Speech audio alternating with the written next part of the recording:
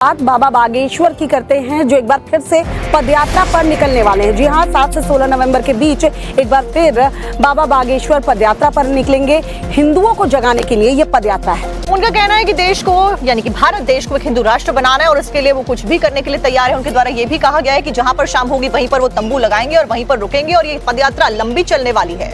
यानी 7 से 16 नवंबर के बीच ये पदयात्रा चलेगी और बाबा बागेश्वर जहां भी शाम होगा वहीं पर बता रहे हैं कि वहीं उनका रुकना होगा और उसके बाद पदयात्रा दूसरे दिन वहीं से आगे निकलेगी।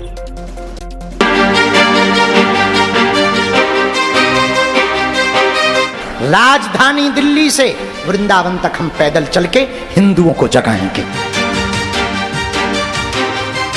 जो हिंदू हमारे तक नहीं आ पाते, हमसे नहीं मिल पाते, हम उनके गांव गांव जाकर मिलेंगे और यही कहेंगे, जागो रे हिंदुओं। इसलिए हमने प्रण लिया। हम अपने लिए ये कार्य नहीं कर रहे हैं। याद रखना, जहां बरसात नहीं होती वहां की फसलें खराब हो जाती, जहां पर संस्कार नहीं होते वहां की नस्लें खराब हो जाती। देश में चल रहे आई लव ट्रेंड के बीच बागेश्वर पीठाधीश धीरेन्द्र शास्त्री ने हिंदुओं को जगाने का ऐलान किया है। जागो रे हिंदुओं, जागो। यदि तुम आज नहीं जागे तो आज वो सर तन से जुदा करने की बात कह रहे, कल वो तुम्हारा सर तन से जुदा कर देंगे। फिर बाद में मत कहना किसी ने जगाया नहीं। बागेश्वर पीठाधीश धीरेन्द्र शास्त्री हिंदुओं को जगाने के लिए एक बार फिर पद यात्रा पर निकलने वाले हैं। हिंदुओं, ये तुम्हारी बुजदिलीपना का परिणाम है कि वो सर तन से जुदा की धमकी दे रहे और तुम चुप बैठे हो।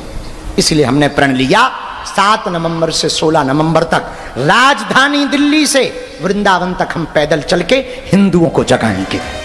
पद यात्रा के ऐलान के साथ ही बाबा बागेश्वर ने आई लव ट्रेंड के पीछे की कट्टर सोच पर भी करारा वार किया है। उन्होंने कहा, आई लव कहने में कोई बुराई नहीं, लेकिन इसके पीछे से जो बयानबाजी हुई उससे दिक्कत है।